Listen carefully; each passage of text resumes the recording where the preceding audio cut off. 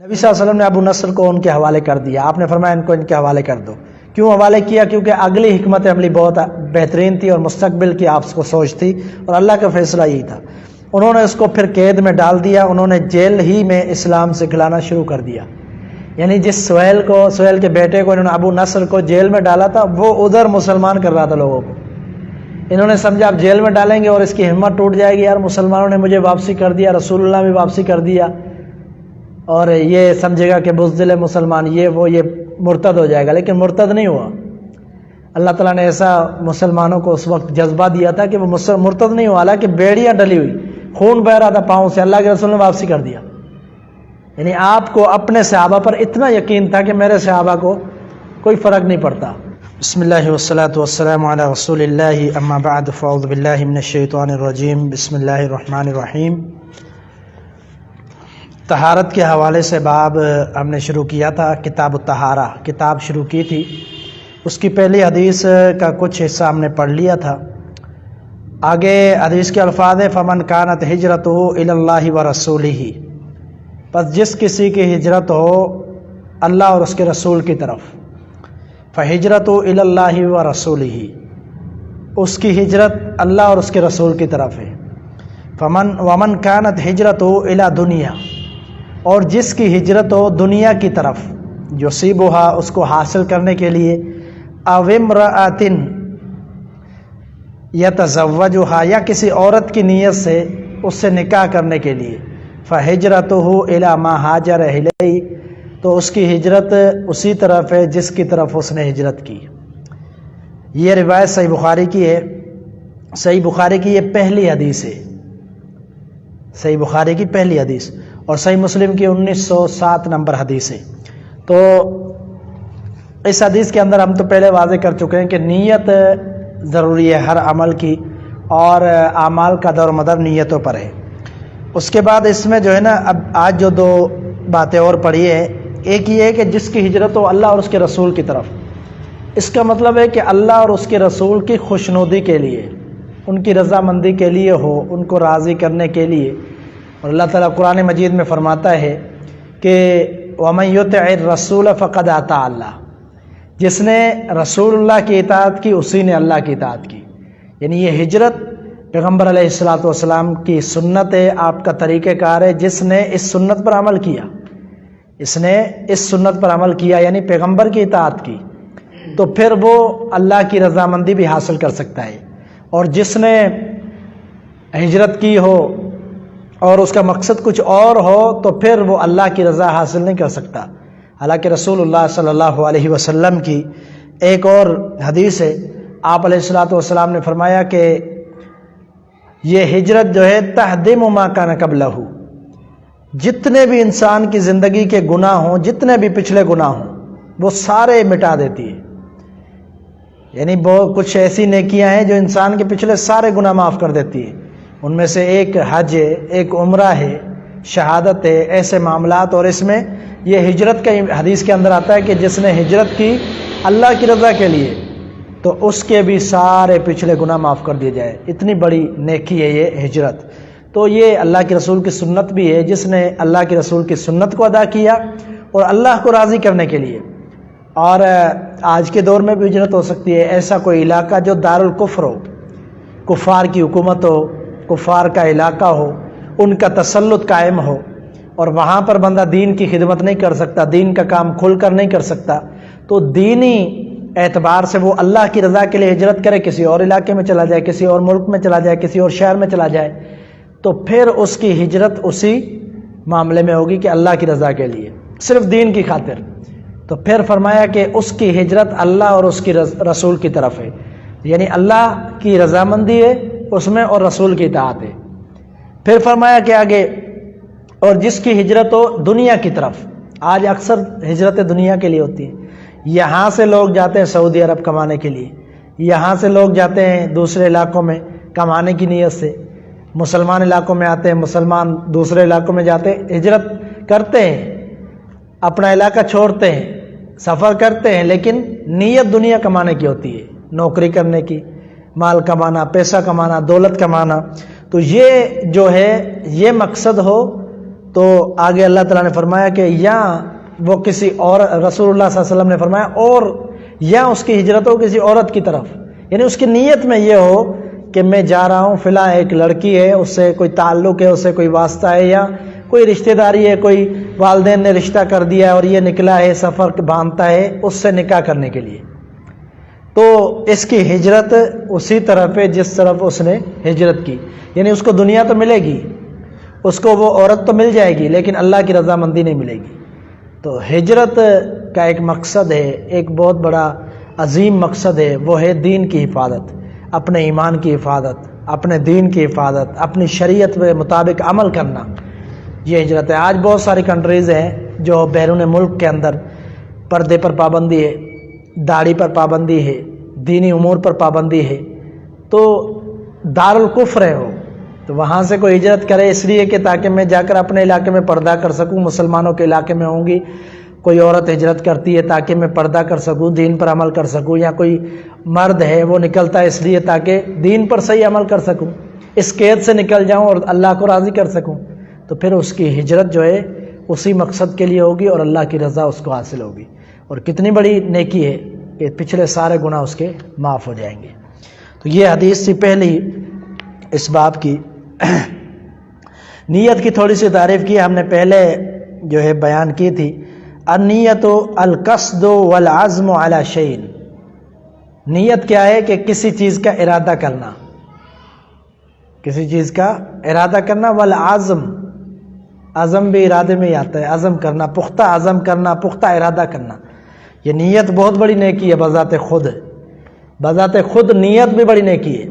رسول اللہ صلی اللہ علیہ وسلم کا فرمان ہے، آپ نے فرمایا کہ جو بندہ ارادہ کرتا ہے نیکی کرنے کا، اس کی ایک نیکی لکھ دی جاتی ہے، اور اگر نیکی کر لے تو پھر اس کی 10 نیکیاں لکھی جاتی ہیں، ایک کے بجائے 10 نیکیاں، کی ایک ہے لیکن 10، اور ایک روایت میں آتا ہے اس کو بڑا بڑا بڑا بڑا کر 70 تک پہنچا دیا جاتا ہے۔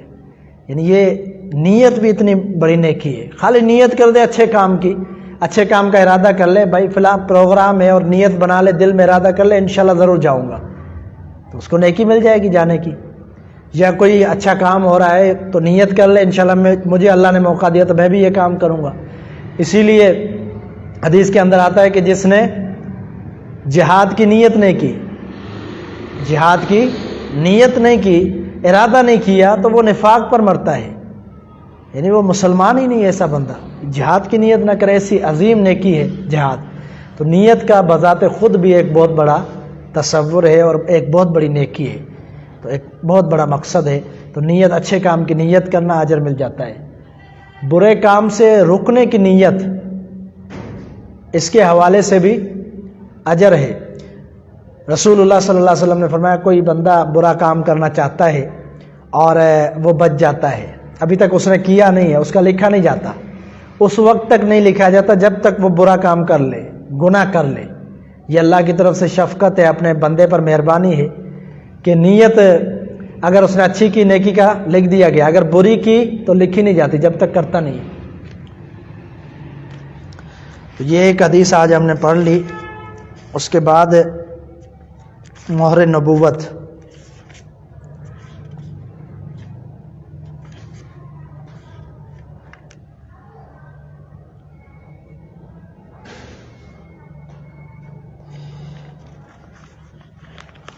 کام ہے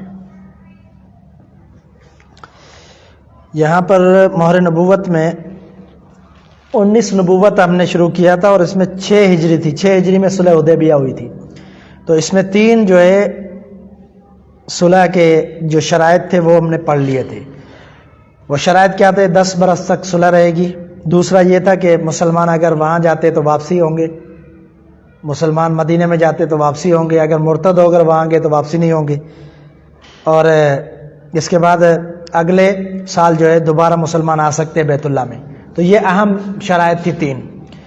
اس کے بعد قریش کا خیال تھا کہ اس شرط سے ڈر کر آئندہ کوئی شخص مسلمان نہ ہوگا، یعنی ان کا یہ زوم تھا، ان کا ذہن تھا کہ کوئی مسلمان نہیں ہوگا، کوئی مسلمان ہوگا ہی نہیں، کیونکہ ان کو پتہ ہے کہ جب مسلمان پناہ ہی نہیں دیں گے، مسلمان جب وہ تو چھوڑیں گے نہیں، واپسی بھیج دیں گے، تو پھر مسلمان ہونے کی کیا ضرورت ہے۔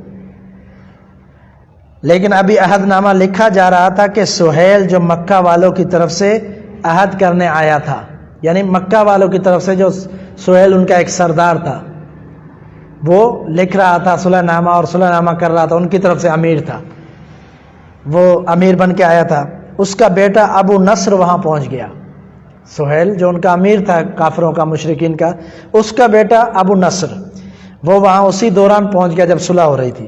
یہ مسلمان ہو گیا تھا، قوم نے قید کر رکھا تھا، اب موقع پا کر بھاگ آیا تھا، یعنی اس کو قید سے چھٹکارا مل گیا، اپنی کوشش کے تحت وہ نکل گیا قید سے۔ لوہے کی زنجیر ابھی اس کے پاؤں میں تھی۔ سہیل نے کہا کہ عہد کے موافق اسے واپس کر دو۔ سہیل نے کہا واپس کر دو۔ مسلمانوں نے کہا کہ ابھی عہد نامے پر دستخط نہیں ہوئے، یعنی جب تک، یہ تو اصول ہے، جب تک دستخط نہیں ہوتے تو عہد نامہ نہیں ہوا، اس کی شرطوں پر عمل نہیں ہو سکتا۔ سہیل نے بگڑ کر کہا تب ہم صلح ہی نہیں کرتے، یعنی وہ چاہتے تھے صلح بھی ہو جائے اور یہ معاملہ بھی ہو جائے، اور ان کو بڑا گھمنڈ تھا کیونکہ اللہ کے رسول جو معاملہ کر رہے تھے اس میں کیا تھا کہ آگے کی حکمت عملی تھی۔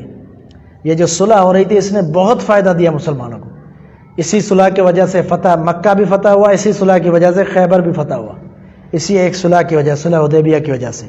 آگے بہت سارا حکمت تھی، بہت سارے معاملات تھے مستقبل کے۔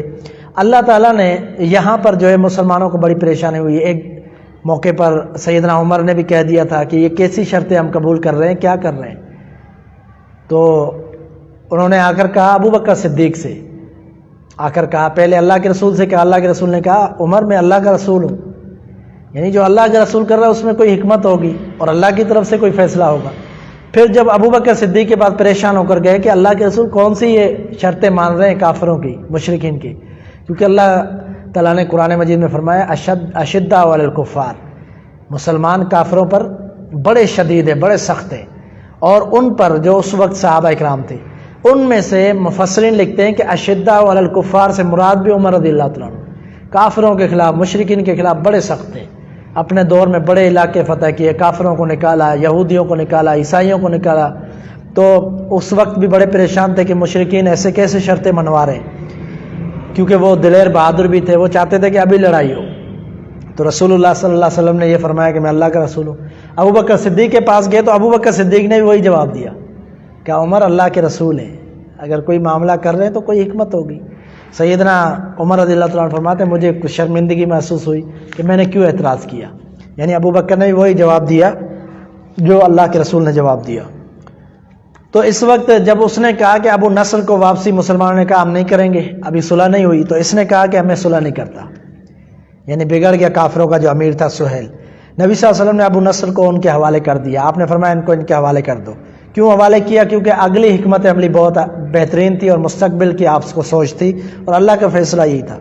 انہوں نے اس کو پھر قید میں ڈال دیا، انہوں نے جیل ہی میں اسلام سکھلانا شروع کر دیا، یعنی جس سہیل کے بیٹے کو انہوں نے ابو نصر کو جیل میں ڈالا تھا، وہ ادھر مسلمان کر رہا تھا لوگوں کو۔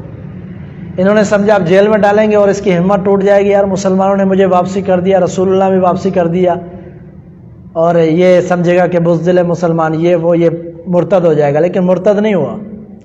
اللہ تعالیٰ نے ایسا مسلمانوں کو اس وقت جذبہ دیا تھا کہ وہ مرتد نہیں ہوا، حالانکہ بیڑیاں ڈلی ہوئی، خون بہ رہا تھا پاؤں سے، اللہ کے رسول نے واپسی کر دیا۔ یعنی آپ کو اپنے صحابہ پر اتنا یقین تھا کہ میرے صحابہ کو کوئی فرق نہیں پڑتا، یعنی آپ جانتے تھے کہ انہوں نے ایمان لایا ہے کہ اب پیچھے نہیں ہٹے گا۔ تو انہوں نے جیل میں ڈال دیا۔ انہوں نے کیا کیا، جو جیل میں دوسرے قیدی تھے ان کو اسلام سکھانے لگ گئے، اور اس طرح 300 آدمی ایک سال کے اندر مکہ ہی میں مسلمان ہو گئے، یعنی یہ ابو نصر کی دعوت سے، جو جیل میں تھا، بظاہر انہوں نے ضد کی اس کو لینے کی، ان کے گلے فٹ ہو گیا۔ انہوں نے کہا بھائی ہم صلح نہیں کرتے، یہ سمجھ رہے تھے کہ بہت بڑا نقصان ہوگا مسلمانوں کا، لوگ پیچھے ہٹ جائیں گے، لیکن جو اس وقت واپسی ہوا وہی بھی ان کے گلے پڑ گیا، وہ ابو نصر۔ اس نے دعوت چلائی، 300 لوگ مکہ کے اندر مسلمان ہو گئے، حالانکہ مسلمان کہاں رہ رہے، ابھی مدینہ میں رہ رہے، مسلمان ہجرت کر کے چلے گئے، اللہ کے رسول بھی مدینہ میں۔ ہر شخص جسے تھوڑی بہت سمجھ ہے اس بات سے جان سکتا ہے کہ آن حضرت صلی اللہ علیہ وسلم کی سچائی اور اسلام کی خوبی کس قدر دلوں کو اپنا بنا رہی تھی، کہ عزیزوں پیاروں کی جدائی، وطن کی دوری اور تکلیفوں کا ڈر، قید کا ڈر بھی لوگوں کو مسلمان ہونے سے نہیں روک سکتا تھا۔ یعنی اس قدر آپ سے محبت اور اور دین کا جلوہ اور ایمان اس قدر مضبوط تھا ان کا. تو عزیزوں کی پیاروں کی جدائی تھی، ہجرت کر کے جا رہے تھے، سارے کنبے قبیلے خاندان ان کے مکہ میں تھے، وہ سارے چھوڑ کے جا رہے تھے، اپنی اولادوں کو چھوڑ کے، اپنی بیویوں کو چھوڑ کے جا رہے تھے، اور وطن سے بھی دوری تھی. وطن تھا، نبی صلی اللہ علیہ وسلم نے خود فرمایا تھا کہ آپ سے بڑی محبت ہے، لیکن آپ کے رہنے والے مجھے نہیں رہنے دیتے. مکہ سے آپ کی محبت تھی، آپ کا علاقہ تھا. تکلیفوں کا ڈر، قید کا ڈر، یعنی قید بھی کر دیتے تھے مشرکین مکہ، لیکن پھر بھی مسلمان ہونے سے نہیں روکا. یہ اللہ تعالیٰ کی اس میں مدد بھی تھی مسلمانوں کے ساتھ، اور رسول اللہ کی دعوت ویسے ہی دنیا میں پھیلنی تھی، آپ آخری اللہ کے پیغمبر تھے. تو یہ صلح حدیبیہ کو مختصر بیان کیا گیا ہے. تو ہماری کیونکہ پہلی کلاس ہے، پہلا سال ہے، تو ابھی جتنی بھی مہر نبوت ایک چھوٹی سی کتاب ہے، حالانکہ سیرت کے موضوع پر بہت بڑی بڑی کتابیں لکھی گئی ہیں، بہت بڑی بڑی، کئی جلدوں میں سیرت کے موضوع پر کتابیں ہیں. ابھی سیرت انسائکلوپیڈیا میرے خیال میں 12 جلدوں میں، سیرت انسائکلوپیڈیا 12-13 جلدوں میں، جس میں ایک ایک جو جلد ہے تقریباً 600-700 پیجوں کی ہے، یعنی اس قدر تفصیل سے سیرت ہے. تو یہ ہماری پہلی کلاس ہے، اس لیے ہم نے اس کا انتخاب کیا تاکہ ہر بچے کو، ہر بڑے کو، ہماری کلاس کے ہر طالب علم کو پتہ ہونا چاہیے کہ ہمارے رسول کی سیرت کیا ہے، کم از کم بنیادی چیزیں اس کے اندر. تو اللہ تعالیٰ سے دعا ہے کہ اللہ تعالیٰ ہمیں سمجھنے کی توفیق عطا فرمائے، اور ہمیں مستقل مزاجی کے ساتھ یہ کلاس چلانے کی اور محنت کرنے کی توفیق عطا فرمائے. سبحان ربک رب العزت عما یصفون وسلام علی المرسلین والحمد للہ رب العالمین.